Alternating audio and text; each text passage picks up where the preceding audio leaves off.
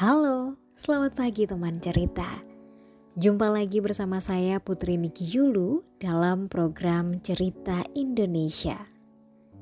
Cerita hari ini datang dari seorang sosok wanita hebat bernama Ibu Sentike Silalebi Lololuan.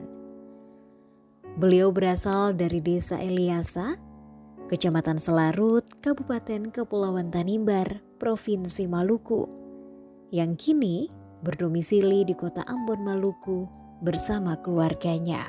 Beliau adalah seorang pengrajin kain tenun yang merupakan kain khas asal daerahnya tersebut. Kain tenun biasanya digunakan sebagai cenderamata bagi tamu kehormatan di daerah Maluku, ataupun juga sebagai buah tangan bagi wisatawan. Ya, halo, nama saya Ibu Sentike Silalebi Lololuan, seorang pengrajin kain tenun asal Desa Eliasa, Kecamatan Selaru, Kabupaten Kepulauan Tanimbar. Sekarang saya berdomisili di Kota Ambon bersama keluarga saya dan terus melestarikan budaya menenun. Sampai sekarang bisa dibilang tenunan menjadi salah satu sumber penghasilan bagi keluarga kami. Di samping suami saya yang juga bekerja sebagai buruh kasar. Saya menjadi pengrajin tenun berawal dari orang tua yang menjadi penenun, mewarisi hasil dari orang tua turun-temurun dari nenek moyang. Saya diajari menenun dari kecil, dari SD oleh orang tua dan tekun sampai sekarang. Ibu dari 4 orang anak ini memilih untuk tetap melestarikan budaya menenun yang adalah identitas daerahnya. Namun, di balik indahnya tenunan tersebut, ada proses pembuatan kain tenun yang tidaklah mudah. Dimulai dari memakan waktu yang cukup lama hingga membuat pola pada tenun tersebut. Belum lagi ditambah dengan kendala-kendala yang tak terduga. Sebelum membuat tenunan, perlu dipersiapkan alat dan bahannya, seperti papindangan yang terbuat dari kayu, parang tenun, tali yang diikat pada alat tenun sebagai penopang tubuh, dan beberapa alat lainnya sebagai penunjang dalam proses pembuatannya. Juga bahan-bahan seperti benang nilon, benang putih, dan benang warna sesuai dengan kebutuhan, tali arafia dan pewarna, hingga proses pewarna dan dimasak beberapa menit, lalu dicuci dan dikeringkan.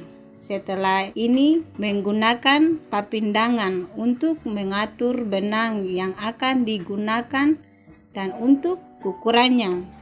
Dalam mengatur benang yang ada hitungannya, di mana dalam hitungan tersebut harus sama antara satu benang dengan yang lain.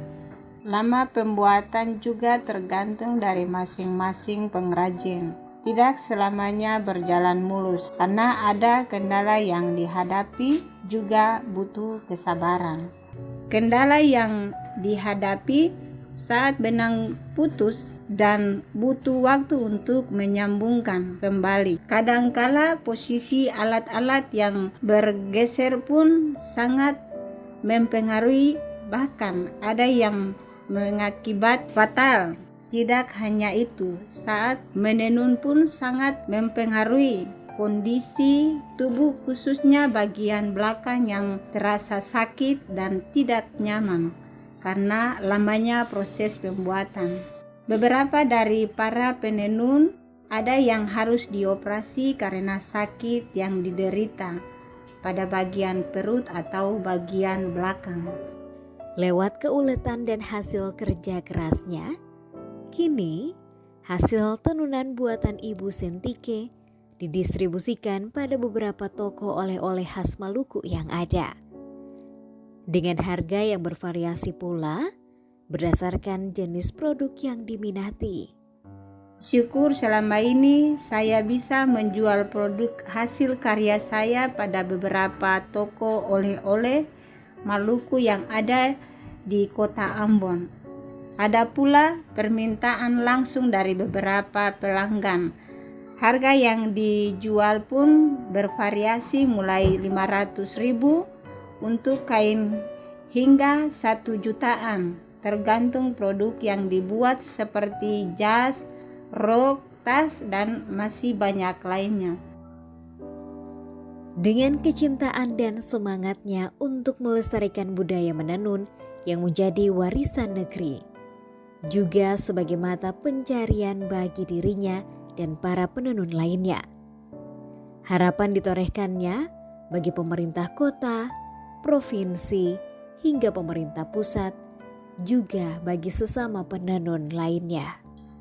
Harapan saya agar ke depannya pemimpin-pemimpin di daerah baik kota, provinsi, hingga pusat lebih melihat dan memperhatikan hasil karya kami sebagai pengrajin tenun dan mempromosikannya hingga ke negara lain, dan kesejahteraan dari kami karena ini sebagai penunjang kebutuhan keluarga kami.